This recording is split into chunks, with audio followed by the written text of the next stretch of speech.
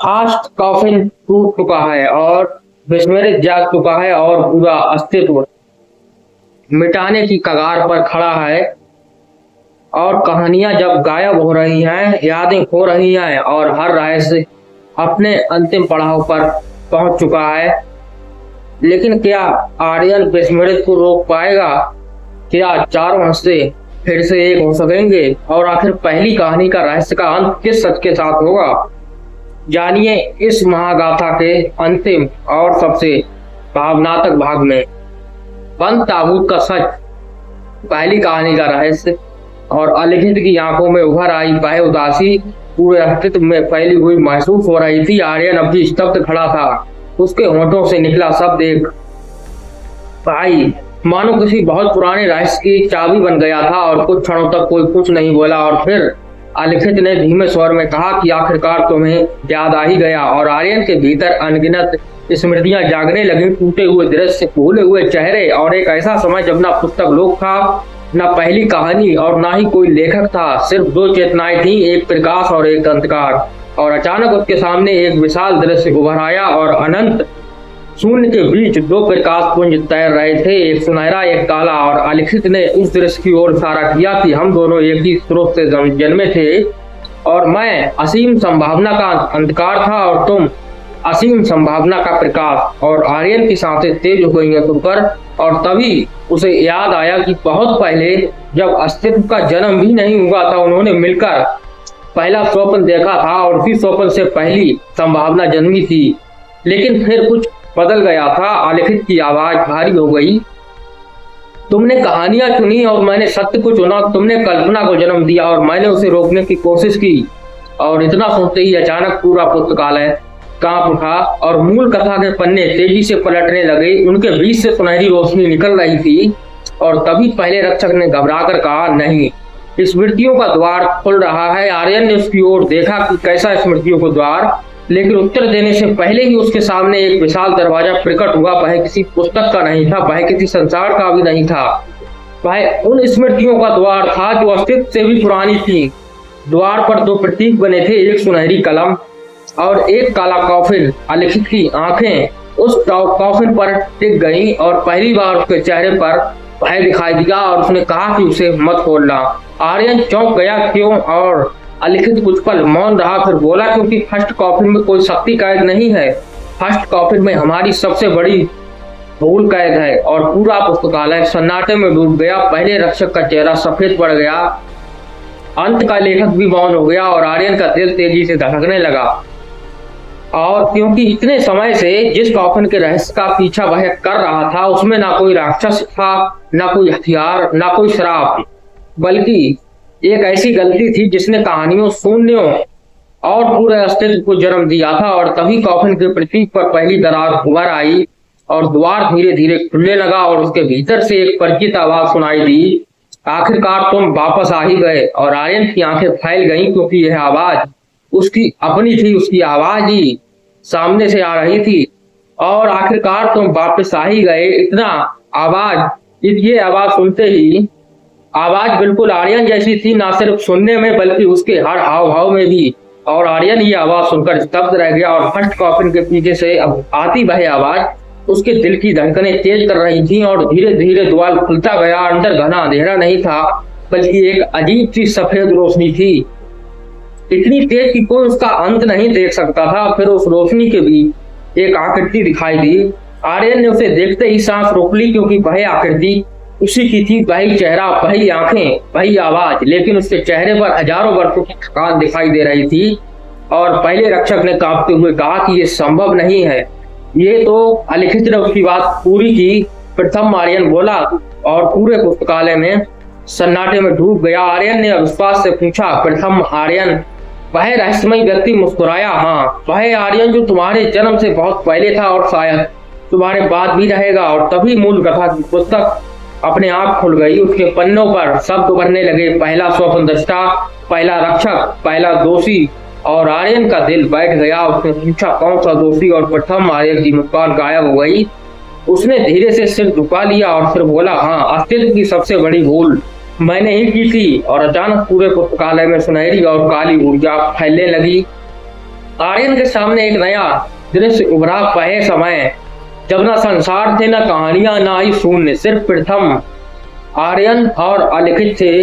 दोनों ने मिलकर एक ऐसा स्वप्न बनाया था जो अनंत संसारों को जन्म दे सकता था। लेकिन प्रथम आर्यन ने उससे संतुष्ट नहीं था, उसे पूर्णता चाहिए थी। एक ऐसी कहानी जिसका कोई अंत ना हो, एक ऐसा संसार जहां कुछ भी कभी समाप्त ना हो। और अलिखित ने उसे चेतावनी दी कि पूर्णता अस्तित्व को नष्ट कर देगी, लेकिन उसने नहीं सुना और फिर उसने स्पष्ट कॉफिन बनाया, एक ऐसी वस्तु जो किसी की भी गलती, स्मृति या सत्य को हमेशा के लिए कैद कर सकती थी।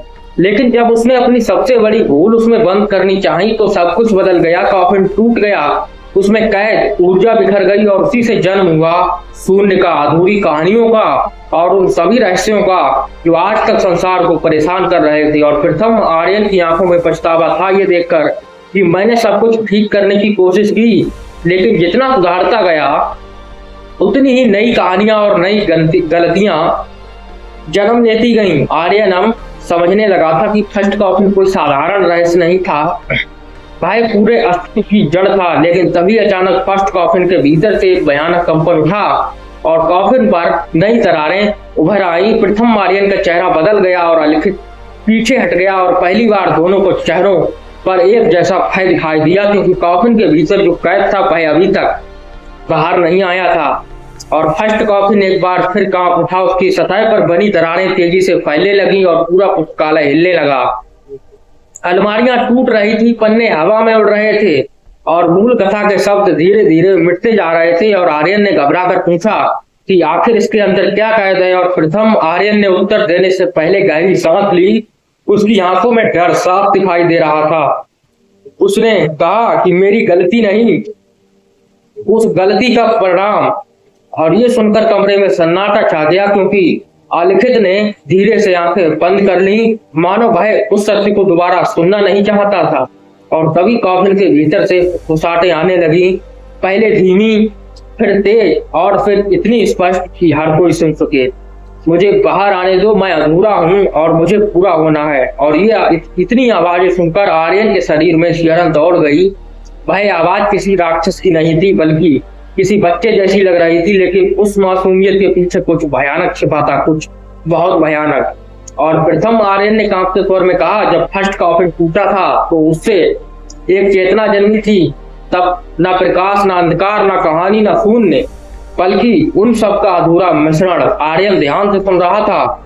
हमने उसे नाम दिया था। और प्रथम आर्यन की आवाज रुक गई, मानो वह नाम लेना भी नहीं चाहता हो। लेकिन अगले ही पल कॉफिन के भीतर से वही आवाज हट पड़ी, कहो ना, मेरा नाम क्यों छुपाते हो। और पूरा पुस्तकालय कांप उठा और फिर कॉफिन की दरारों से चमकती हुई आंखें दिखाई दी, दो चमकती हुई आंखें। और पहले रक्षक के हाथ कांपने लगे, अंततः लेखक पीछे हट गया और तभी वह नाम स्वयं गूंज उठा, अपूर्ण। और अचानक सारी रोशनी ये नाम सुनते ही बुझ गई और चारों ओर अंधेरा छा गया। केवल वे दो आंखें दिखाई दे रही थी। अपूर्ण हंस रहा था, मैं हर अधूरी कहानी हूँ, हर अधूरा सपना, हर अधूरा अंत, और मैं हर अधूरी कहानी की शुरुआत भी हूँ। और जैसे ही उसने ये शब्द कहे, लाखों अधूरी कहानियों की आवाजें पूरे पुस्तकालय में गूंजने लगी। आर्यन ने देखा कि अधूरी किताबों के पन्ने अपने आप खुल रहे थे, उनके पात्र बाहर निकल रहे थे, उनकी दुनिया टूट रही थी और अपूर्ण धीरे धीरे कॉफिन से बाहर आ रहा था। और जितना वह बाहर आता उतना ही अस्तित्व अस्थिर होने लगता। प्रथम आर्यन का हाथ पकड़ लिया और उसकी आवाज पहली बार आदेश जैसी थी, अगर उसे पूरी तरह बाहर आने दिया तो हर कहानी हमेशा के लिए अधूरी रह जाएगी।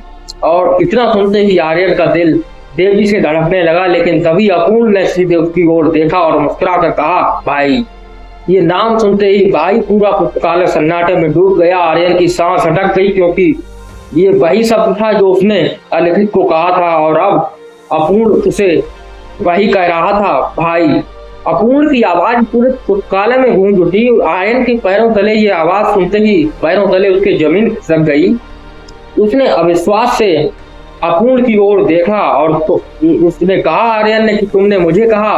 अपूर्ण मुस्कुराया और उसकी आंखों में अजीब चमक थी, न पूरी तरह अंधकार, न पूरी तरह प्रकाश, बस एक अधूरा अस्तित्व, भाई।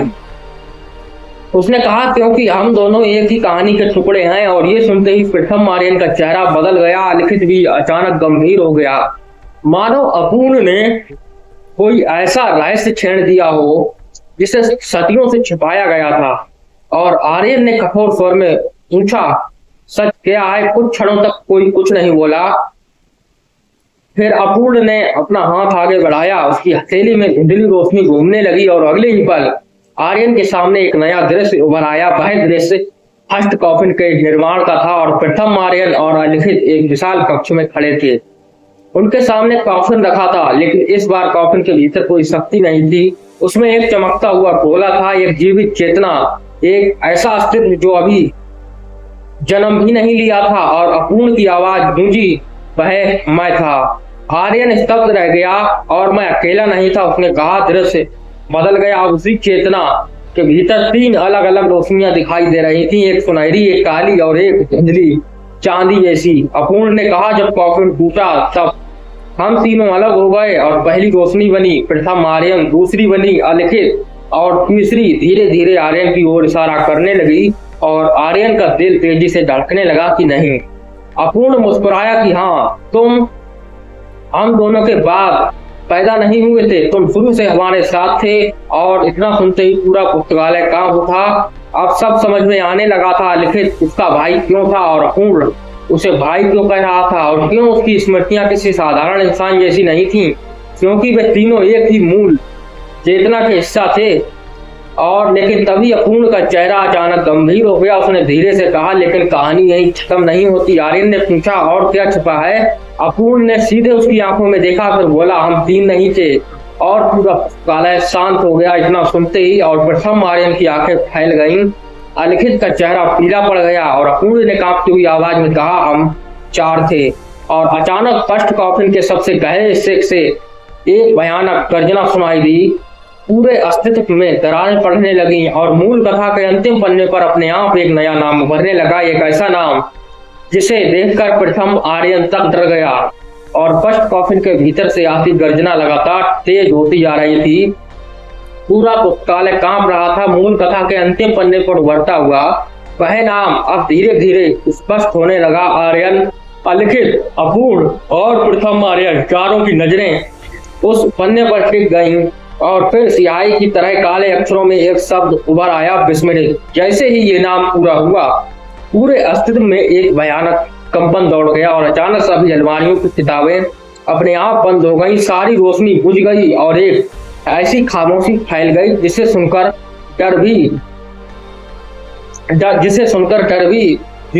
भी डर महसूस हो। और आर्यन ने धीरे से पूछा कि विस्मृत कौन है, लेकिन किसी ने जवाब नहीं दिया, क्योंकि प्रथम आर्यन और अलिखित के चेहरों पर ऐसा भय था उसने पहले कभी नहीं देखा था। और कुछ क्षण बाद अलिखित बोला, वह एक चौथा हिस्सा है जिसे हमने खुद भुला दिया था। और आर्यन चौंक गया, खुद कैसे? प्रथम आर्यन ने भारी आवाज में कहा, क्योंकि उसे याद रखना असंभव था। तभी फर्स्ट कॉफिन की सबसे गहरी दरार से काला धुआं निकलने लगा। वह धुआं हवा में फैलकर एक विशाल आकृति बनाने लगा, लेकिन उसका चेहरा दिखाई नहीं दे रहा था। जहां चेहरा होना चाहिए था, वहां सिर्फ एक खाली अंधेरा था। अपूर्ण पीछे हट गया और पहली बार उसके चेहरे पर भी डर दिखाई दे रहा था। वह जाग रहा है और अगर उसने अपनी यादें वापस पा ली तो हम सब मिट जाएंगे। और आर्यन का दिल तेजी से धड़कने लगा और उसने पूछा, क्यों? अचानक वह छायामयी आकृति हिली और पूरे पुस्तकालय में एक फुसफुसाहट गूंज उठी, क्योंकि मैं अंत नहीं भूल हूं। और जैसे ही ये शब्द गूंजे, आर्यन की कुछ यादें अचानक गायब हो गई। उसे महसूस हुआ कि वह कुछ महत्वपूर्ण भूल चुका है, लेकिन क्या उसे याद नहीं था। और अलिखित घुटनों पर गिर पड़ा। प्रथम आर्यन ने तुरंत अपनी आंखें बंद कर ली और अपूर्ण चीख उठा कि उसकी आवाज मत सुनो, लेकिन बहुत देर हो चुकी थी। विस्मृत की छाया और बड़ी होती जा रही थी और जहां उसकी छाया पड़ती वहां कहानियां मिटने लगती, पन्ने खाली हो जाते, नाम गायब हो जाते, यहाँ तक कि पात्र भी अपने अस्तित्व को भूलने लगते। और तभी विस्मृत ने पहली बार अपना हाथ आगे बढ़ाया और उसकी उंगली सीधे आर्यन की ओर उठ गई। मुझे याद है तुम कौन हो। और आर्यन की सांस रुक गई, क्योंकि उसी क्षण उसके मन में एक टूटी हुई स्मृति चमकी, एक बहुत पुरानी स्मृति जिसमें जिसमें स्मृति चमकी, एक बहुत पुरानी स्मृति जिसमें वह अलिखित, अपूर्ण और एक चौथी आकृति के साथ खड़े थे, और वह चौथी आकृति धीरे धीरे विस्मृत का रूप ले रही थी। और तभी विस्मृत की आवाज फिर गूंजी कि मैं वापस आ गया हूँ, और इस बार मुझे कोई मुझे नहीं भूलेगा इस बार। और अचानक फर्स्ट कॉफिन पूरी तरह टूटने लगा, और उसके भीतर से निकलती काली ऊर्जा ने पूरे पुस्तकालय को घेर लिया। आर्यन समझ गया अब तक जो कुछ हुआ था वह केवल शुरुआत मात्र थी, और अंतिम रहस्य और नई शुरुआत। फर्स्ट कॉफिन ये देखकर पूरी तरह टूट गया। काली ऊर्जा पूरे पुस्तकालय में फैल गई। विस्मृत अब पूरी तरह जाग चुका था। उसकी छाया अनंत तक फैल रही थी। जहाँ उसकी दृष्टि पड़ती वहां कहानियां मिट जाती, नाम मिट जाते, यादें मिट जाती, यहाँ तक कि अस्तित्व भी अपने होने का अर्थ भूलने लगता। और आर्यन ने देखा कि मूल कथा के पन्ने एक एक करके खाली हो रहे थे। पहले रक्षक का नाम भी गायब हो गया था, अंत के लेखक का नाम मिट गया, यहाँ तक कि अपूर्ण और अलिखित की स्मृतियां भी टूटने लगी। और विस्मृत हंसा, जब सब कुछ भुला दिया जाएगा तब केवल मैं बचूंगा, केवल मैं। और तभी आर्यन के भीतर कुछ जाग उठा। वह थी पहली संभावना जिससे हर कहानी जन्मी थी। उसे अचानक समझ आ गया कि विस्मृत को हराने का तरीका लड़ाई नहीं थी। विस्मृत एक भूल था, और भूल को नष्ट नहीं किया जा सकता, उसे केवल स्वीकार किया जा सकता है। आर्यन धीरे धीरे आगे बढ़ा, और अलिखित चिल्लाया कि रुको। लेकिन आर्यन नहीं रुका। वह विस्मृत के सामने जाकर खड़ा हो गया, और फिर उसने मुस्कुराकर कहा, तुम दुश्मन नहीं हो।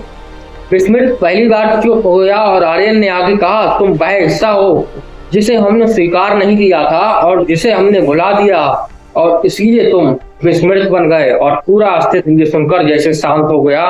विस्मृत की छाया कांपने लगी। उसकी आंखों में पहली बार क्रोध नहीं, दर्द दिखाई दिया। और तभी अलिखित आगे आया, और अपूर्ण भी उसके पास खड़ा हो गया। प्रथम आर्यन ने अपनी हथेली आर्यन के कंधे पर रखी। चारों एक साथ खड़े थे, चारों से जो भी एक थे। और आर्यन ने अपना हाथ आगे बढ़ाया और कहा, घर चलो। और कुछ पल के लिए समय रुक गया। फिर विस्मृत की आंखों से काली रोशनी बहने लगी, और वह धीरे धीरे आगे बढ़ा, और पहली बार उसने आर्यन का हाथ थाम लिया। उसी क्षण पूरा अस्तित्व प्रकाश से भर गया। फट कॉफी से टूटे हुए टुकड़े हवा में उठे। मूल कथा फिर से लिखी जाने लगी। मिटे हुए नाम लौट आए, अधूरी कहानियां पूरी हो गई, टूटे हुए संसार फिर से बन गए। और विस्मृत धीरे धीरे अपने वास्तविक रूप में लौट आया। वह कोई राक्षस नहीं था, वह उसी मूल चेतना का चौथा हिस्सा था जिसे कभी भुला दिया गया था। और अब चारों फिर एक हो चुके थे। लेकिन तभी प्रथम आर्यन मुस्कुराया, मेरा समय पूरा हुआ। और उसका शरीर प्रकाश में बदलने लगा। अलिखित और अपूर्ण भी मुस्कुरा रहे थे कि अब तुम्हें हमारी जरूरत नहीं है। आर्यन की आंखें नम हो गईं। क्या तुम जा रहे हो? अलिखित ने सिर हिलाया, नहीं, हम समाप्त नहीं हो रहे, हम हर नई कहानी में जीवित रहेंगे। और धीरे धीरे तीनों प्रकाश में बदल गए, और फिर अनंत आकाश में विलीन हो गए। और अब वहां केवल आर्यन खड़ा था। उसके सामने एक नई पुस्तक थी, बिल्कुल खाली। पहले पन्ने पर केवल एक पंक्ति लिखी थी, हर अंक एक नई कहानी की शुरुआत है। आर्यन मुस्कुराया, उसने कलम उठाई और नई कहानी का पहला शब्द लिखा। उसी क्षण पूरे पुस्तक लोक में लाखों नई कहानियां जन्म लेने लगी, और इस तरह पहली कहानी का रहस्य समाप्त हुआ। लेकिन हर कहानी की तरह यह अंत भी शायद किसी नई शुरुआत का पहला पन्ना था, और ये पहली कहानी का रहस्य भी था, और ये बंद ताबूत का सच का भी ये सीरीज थी। इस कहानी से हमें ये सीख मिलती है कि हमारे भीतर मौजूद हर पहलू महत्वपूर्ण होता है। जिन कमजोरियों, गलतियों या आदतों को हम छिपाने या भुलाने की कोशिश करते हैं, वह कभी कभी सबसे बड़ी समस्या बन जाती है। गलतियों से भागने की बजाय उन्हें स्वीकार करना चाहिए। और सच्ची ताकत लड़ाई में नहीं बल्कि समझ और स्वीकार करने में होती है। हर अंत एक नई शुरुआत का अवसर देता है। अधूरापन भी जीवन का हिस्सा है, और पूर्णता की जिद कई बार विनाश का कारण बन सकती है। जब हम अपने डर, अपनी गलतियों और अपने भूले हुए हिस्सों को स्वीकार कर लेते हैं, तभी हम वास्तव में संपूर्ण बनते हैं। याद रखिए, हर कहानी का अंत होता है, लेकिन हर अंत अपने साथ एक नई कहानी की शुरुआत भी लेकर आता है।